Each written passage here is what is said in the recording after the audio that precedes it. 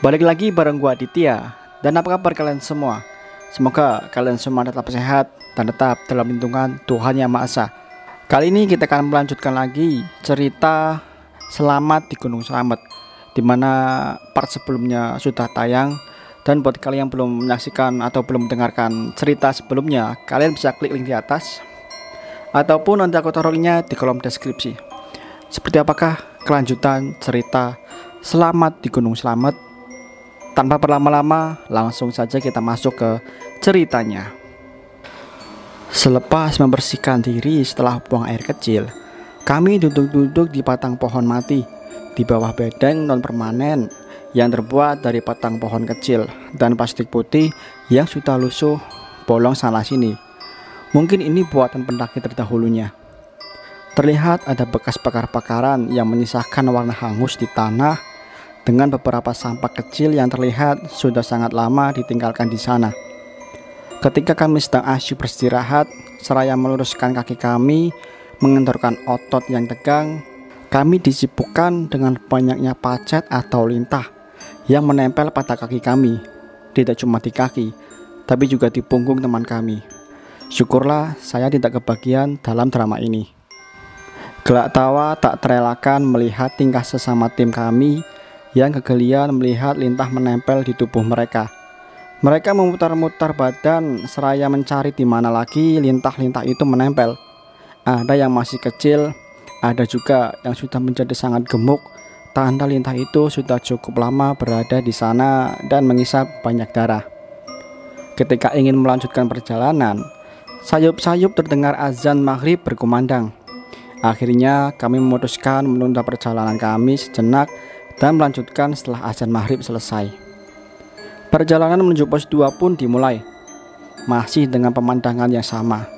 Pohon-pohon besar dengan akar-akar yang kekar tertancap gagah di hutan belantara ini. Sekilas mirip hutan di pinggiran sungai Amazon atau di film Anaconda. Benar-benar liar. Ukuran batang pohonnya pun mungkin cukup jika dipeluk oleh 2 orang. Hari sudah semakin gelap. Tidak ada yang aneh dengan perjalanan kami sejauh ini. Sampai pada suatu titik, Panji teman kami mengeluh sakit pada kaki kanannya. Brik, berhenti dulu. Kaki gue sakit, ucapnya.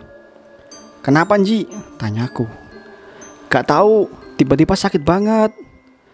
Yaudah, istirahat dulu, nanti baru kita lanjut lagi, seru teman yang lainnya. Kami beristirahat di jalur karena memang tidak ada tanah lapang di sana. Hanya jalur setapak yang ditumbuhi pepohonan lebat. Sambil berdiri, kami mencoba mengatur nafas masing-masing, berharap sakit kaki Panji cepat mereda. Panji berusaha menenangkan kakinya, yang seolah tiba-tiba mogok tidak mau berjalan. Dibantu oleh Bang Eps dan rekan lainnya, setelah memastikan bahwa kaki Panji baik-baik saja dan istirahat cukup, kami memutuskan melanjutkan perjalanan, namun dengan tempo yang lebih lambat. Seiring berjalan makin lama, kaki Panji makin terasa sakit dan berat, hingga akhirnya memaksa kami harus berhenti kembali.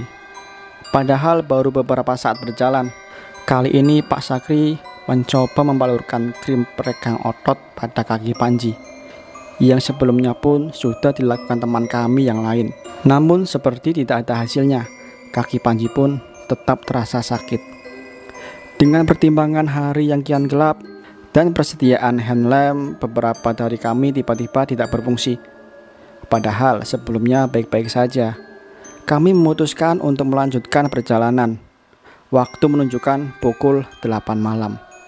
Itu artinya kurang lebih 4 jam sudah kami berjalan. Waktu yang cukup lama dengan jarak yang belum seberapa ini. Kami bergegas melanjutkan perjalanan menuju pos 2, di mana di sana terdapat tanah lapang. Jadi kami bisa beristirahat dengan lebih leluasa. Namun tidak lama, lagi-lagi Panji berhenti. Sepertinya kaki kanannya sudah benar-benar tidak bisa diajak berdamai. Brik, tolong berhenti, seru Panji lagi. Saya dan Widi karena wanita berjalan di tengah. Usep dan Asep berjalan paling depan dan langsung menghentikan langkah kami. Kami kembali beristirahat di jalur, namun Kali ini saya memilih untuk duduk sambil meluruskan kaki. Begitu juga dengan teman-teman yang lain. Hanya Panji yang masih berdiri dengan memegangi batang pohon yang digunakan untuk membantunya berjalan. Assalamualaikum warahmatullahi wabarakatuh. Tiba-tiba suara Panji terdengar. Kami semua terdiam. Nama saya Panji, lanjutnya. Saya mohon maaf kalau mungkin ada salah kata dan perbuatan saya. Kalau tadi saya buang air kecil tidak bilang permisi, saya mohon maaf. Saya tidak ada maksud apapun. Saya tidak ada maksud mengganggu atau bersikap kurang sopan. Saya mohon maaf, ujarnya. Kami terkejut dengan ucapan Panji tersebut, yang tiba-tiba saja meminta maaf pada entah siapa. Semua mendengarkan dengan wajah bertanya-tanya. Namun tidak bisa pula diklarifikasi dalam keadaan sekarang. Akhirnya tak butuh waktu lama, setelah mengucapkan kata-kata itu, kaki Panji tiba-tiba saja pulih. Tidak terasa sakit sedikit pun. Gak tahu kenapa kaki gue sekarang tiba-tiba gak sakit lagi, gak berat lagi, jelas Panji. Saling pandang antara kami dengan wajah penuh tanya. Tentu saja tak terelakkan lagi. Antara lega karena artinya kami bisa melanjutkan perjalanan, namun juga bingung apa yang terjadi sebenarnya. Dengan hati yang masih penuh tanya, kami pun melanjutkan perjalanan. Kejadian berusaha mengingatkan kami pada cerita-cerita Mbah Kuncen. Sudahlah, semoga tidak semengerikan itu, ucap saya dalam hati. Insya Allah tujuan kami baik, tidak ingin merusak apalagi bersikap tidak sopan di gunung ini. Langkah kami sekarang lebih cepat karena Panji sudah bisa berjalan normal. Sembuhnya kaki Panji tadi mudah-mudahan menjadi akhir rintangan perjalanan ini dan dimudahkan untuk perjalanan selanjutnya sampai kami pulang ke rumah masing-masing dengan sehat dan selamat. Itu doa saya. Namun pengkabulan doa memang tidak secepat itu. Kejadian demi kejadian aneh yang kami alami selepas perjalanan dari istirahat barusan datang silih berganti. Kini di tengah perjalanan menuju pos berikutnya, kami kembali disambut oleh penunggu lain di gunung ini. Hari semakin gelap, hawa dingin mulai menyeruak masuk ke dalam sela-sela jaket kami. Cahaya bulan redup terhalang rimbunnya pohon yang seolah-olah mengamati kami sejak awal. Syukurlah ternyata kami telah sampai di pos 2. Ada sedikit tanah lapang. Kami bisa beristirahat lebih leluasa sekarang, meluruskan kaki dan mengeluarkan cemilan dari dalam tas kami. Namun karena hari sudah semakin gelap, Pak Sakri meminta kami agar tidak berlama-lama di pos ini. Entahlah, nada suaranya lebih seperti ingin mengatakan bahwa memang tidak baik berlama-lama di pos ini. Tapi saya tidak menghiraukan itu dan tidak pula ingin bertanya lebih jauh. Karena hari memang sudah sangat gelap dan tubuh ini pun sudah minta istirahat. Jadi yang terbaik memang kami harus bergegas melanjutkan perjalanan agar dapat segera sampai di pos 3 dan bermalam di sana. Perjalanan pun dimulai kembali. Asep dan Usep masih bertahan di posisi depan, diikuti oleh Widi dan saya. Lalu Fahmi, Bang Eps, dan Panji. Jalur yang kami lalui masih sama. Jalan setapak yang hampir tak terlihat karena dipenuhi tumbuhan liar. Terdengar seperti suara burung hantu. Namun tidak ada yang melintas di atas kami. Suaranya sangat dekat dan jelas. Dengan santai saya bertanya kepada Pak Sakri. "Burung apa itu, Pak?" tanyaku. "Shh, udah jangan didengerin. Jangan lihat-lihat ke atas," jawab Pak Sakri pelan. Mendengar jawaban itu justru malah membuat kami semakin penasaran. "Emang ada apa, Pak?" tanya teman kami yang lain. "Nggak apa-apa," jawab Pak Sakri singkat. Sejenak kami terdiam. Hawa mistis kini lebih terasa menyelimuti setiap sudut hutan ini. Kami merasa ada kehadiran makhluk lain di sini dan kami sadar sejak tadi kami tidak sendiri.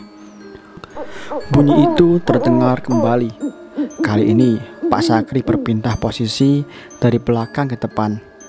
Kini tinggal Bang Eps dan Panji berada paling belakang saling bergantian.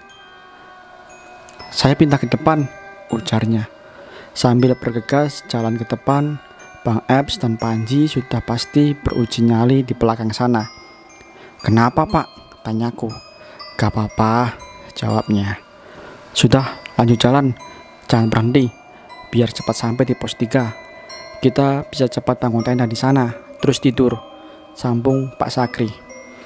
Tapi karena kami sangat penasaran dan pastinya sangat ingin tahu ada apa sebenarnya, kami sedikit memaksa Pak Sakri untuk memberitahu suara apa itu, dengan nada suara yang seolah-olah dibuat agar terdengar biasa.